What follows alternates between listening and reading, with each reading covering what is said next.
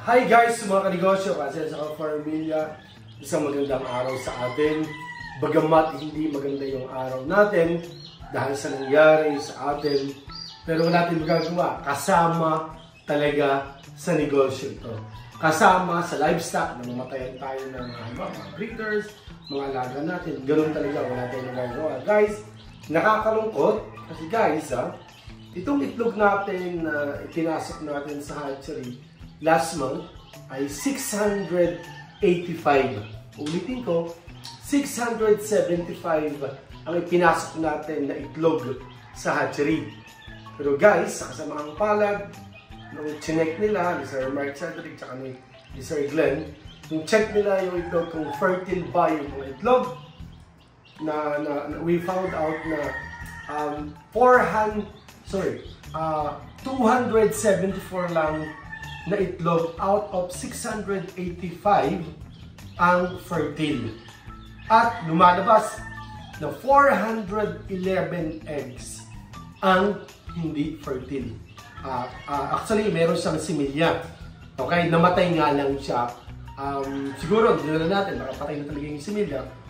So, ano nga ba ang dahilan? Ano ang dahilan? Bakit walang similya o patay ang similya? Ito ba ay dahil sa itlog? Dahil ba sa inahin natin na ang itlog ng mga inahin natin ay hindi fertile? Pero imposible naman dahil ilang batch na natin na gano'n, napakaganda ng hatching rate. Ang may problema ba guys ay chiller natin? Or ang may problema ay ang incubator? So palaisipan. So guys, itong chiller pa lang ito, bale, nakatatlo na tayong batch sa chiller na ito. Yung paapat na batch na ito nga, 685 na eggs ipinasok natin, 274 lang guys ang fertile. 411 ang hindi fertile. Alam niyo ba guys kung magkano ang isang itlog or isang sisiw na benta natin? Lahat kasi itong pure. 10 plus 1, 1,000 per chick. Imagine niyo guys 411 na itlog. Kung napisayan, siguro mga 380 to 370 na sisiw ang lalabas. Sabihin natin hindi naman lahat mapisa. Imagine niyo kung magkano kalaking pera ang 370 na sisiw natin na pwede mabenta. Ang masakit ito guys, ang powder nating sisiw ay 400 plus. Kaya talagang sa 685, alam natin na kaya nating supplyan. Guys, ended up, ang nasupplyan lang natin, 200 plus.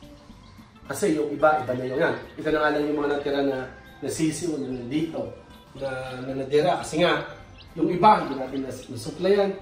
Ipapasalamat kami doon sa iba na nakakaunawa, na willing sila to wait sa next batch. Again, ulitin ko, itong lahat ng itlog na ito na nakikita ninyo ay 411 eggs. Sira po ito. Patay ang similya, hindi napisa. Ang napisa lang, 274. Okay? Out of 685 eggs. So ngayon, si Sir Glenn, yung hatchery natin, yung kanyang incubator, ang ginawa niya, yung 685, hinatin niya sa tatlong heavy duty na incubator. So, base sa pag-uusap namin, parang napaka-imposible na ang nasira incubator. Kasi kung ang nasira incubator 1, ang incubator 2 at 3, okay. Eh nangyari, lahat ay pinaghiwa-hiwalay. Doon ang galing yung mga sirang itlog. So, ilabas na natin guys ang incubator, na hindi incubator ang problema. Yung mga manok natin, nakapahinga yun, nag-priming tayo, pinahinga, may vitamins, parang nag-stop tayo, pinahinga, then nag-start ulit tayo ng pagpapaitlog. Kaya napaka-imposible na mga inahin yun ay, ang inilabas nilang itlog ay hindi fertile, napaka-imposible niyan. So, ilabas na natin yung mga inahin dahil healthy sila, nag-priming tayo, nagpahinga sila.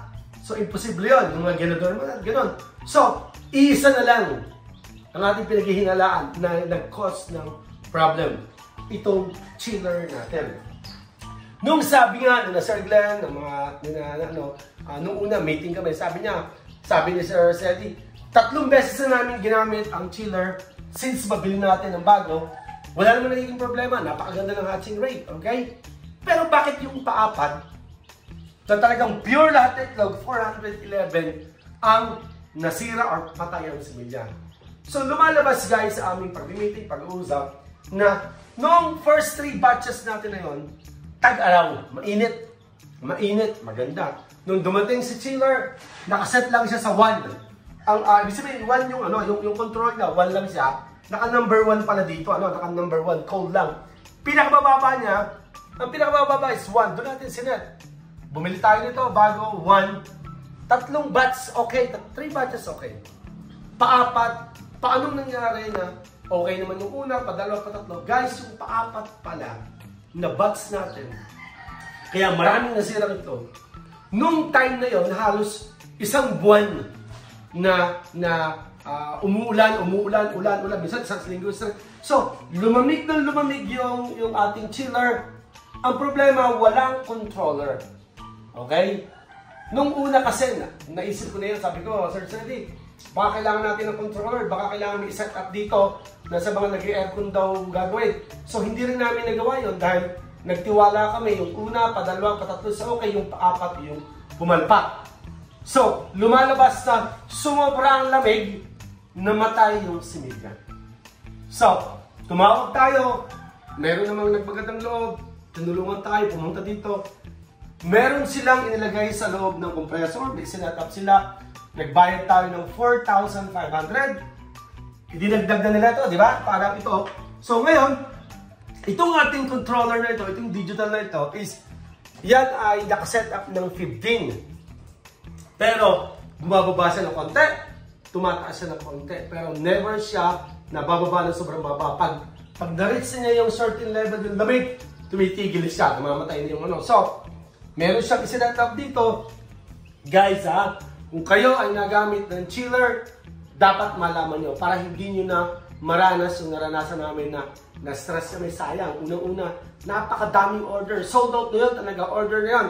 Ang nangyari, ang ibang bloodline ang nakuha nila. Ang nangyari, yung iba, willing sila mamove ng 1 week. Ang iba naman, willing na mamove ng 1 month. So sana maunawaan nyo, wala namang may gusto nito. So again, sa mga gumagamit ng chiller, dapat paset upan nyo na rin ang ganitong digital. Meron tinatawag tayo na temperature controller. So siya yung nagko-control ng temperature. May mga nagsasabi nga, narinig ko kaya Sir Art Lopez, sabi na 15 yung ginagamit nila. May iba naman nagsasabi 18. So ito, it's between 15 to 18. Ganun lang siya. Okay? So again, meron tayong sinatap dito. Pinasok natin, meron silang inilagay dito sa loob ng compressor. Wala lang ako naman, gumastos tayo ng 4,500. So ngayon, pero ang gagawin na natin, every 15 days tayo magsasalan. Kung before, 21 days, pero ngayon, gagawin natin, every 15 days, magsasalang na tayo sa hatchery. And then tayo naman, sabi ko nga sa inyo, hindi na kami nangangarap na bumili talaga ng hatchery, ng incubators, kasi meron tayong partner na sila talaga ay tiwala tayo, talagang ginagawa nila ng ayos yun. And then tumutulong na rin sila sa akin. Again, mga negosyo kasi sa Farmilla, ngayon naman kahit pa paano, bagamat may nawalang napakalaking halaga nito, ganun lang talaga, wala tayong magagawa, laban lang talaga kasama sa negosyo.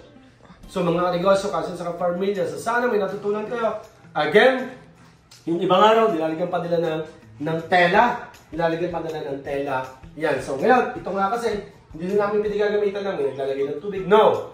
Ito talaga, designated talaga ito para sa mga itlog natin. So again, mga kanegosyo, kasi sa Farmilla, yun lang, nag-share lang tayo na tayo out of 685 eggs. Ang napisa ay 274 lang. Ang nasira is 411. Ito nga yun. So kung gusto nyo ng pang prito, pang labon, pumunta lang kayo dito, bibigyan namin kayo. So ito, pamimigay na natin to, dahil kaysa mabulok, ito naman nakakain na niluluto. So yun lang. So sana, hopefully, next time, hindi na mangyari or maulit itong trahedya nito. Talagang sakit sa ulo, stress, nahihiya kami. Wala kaming maisagot sa mga tanong. So sabi nila, sir, pick up na po ba po? Sir, ma-deliver po ba? So, natutuwa naman kami at sa kabila ng nangyari, mas marami talaga ang naunawaan naman nila.